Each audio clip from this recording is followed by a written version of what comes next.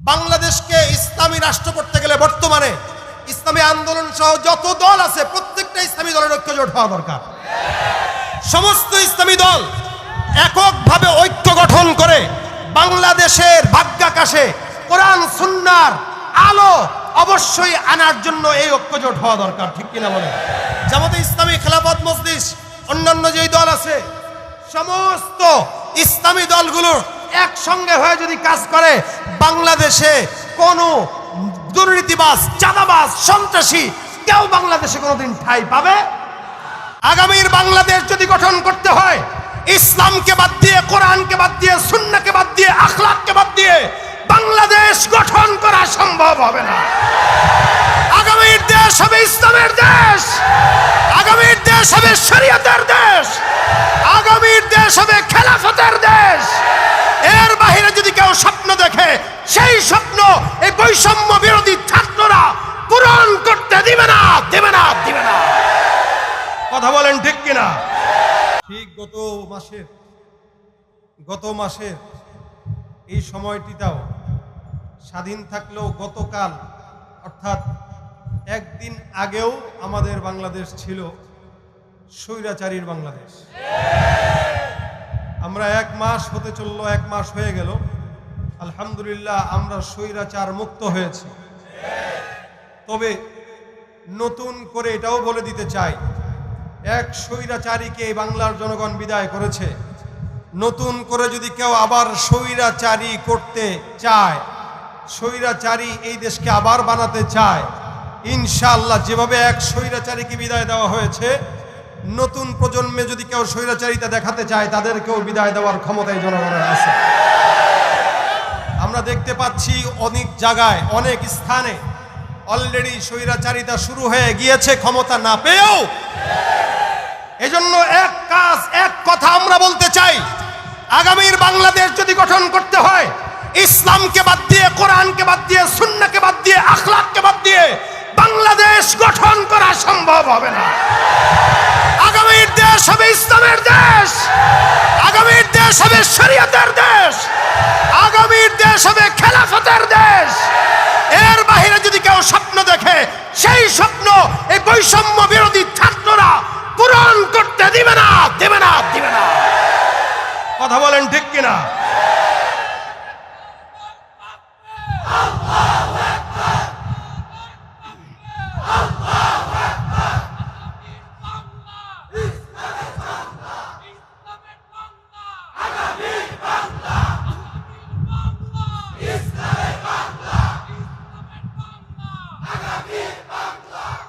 কেউ দিল না সবাই নিল, আমরা যে কলুর বলদ, সারা বছর নেয় না খবর, নির্বাচনে খুব দরদ।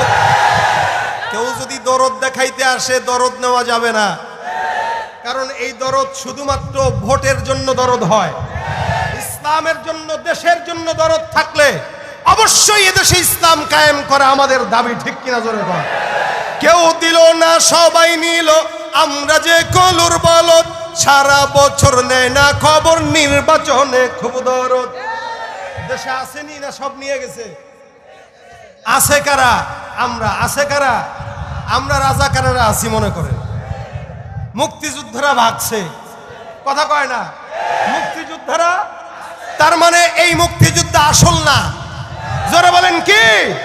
জোরে বলেন কি? মুক্তিযোদ্ধা নামে বুক ফুলিয়ে খুনি ঘুরে, খাঁটি সব যোদ্ধা সকল না খেয়ে যে কাতরে মরে। মুক্তিযোদ্ধা নামে বুক ফুলিয়ে খুনি ঘুরে, খাঁটি সব যোদ্ধা সকল না খেয়ে যে কাতরে মরেন। এত নয় স্বাধীনতা, আসলে সব টালবাহানা। এত নয় স্বাধীনতা, আসলে সব টালবাহানা।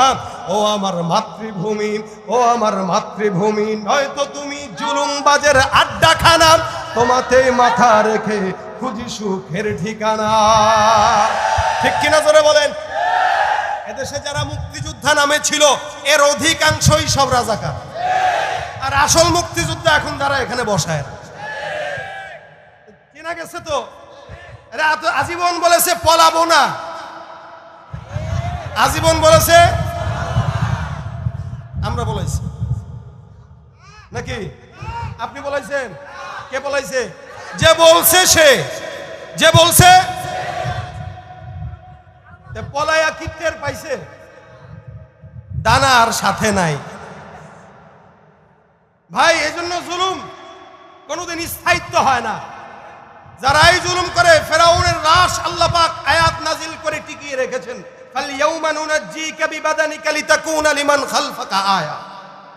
আজীবন যারা থাকবে। ফেরাউন যে কি বাটপার ছিল, ফেরাউন যখন মারা যায় মানুষ বিশ্বাস করতে পারতেছিল না, কিরে আসলেই কি মারা গেছে কিনা, কেমনে সম্ভব?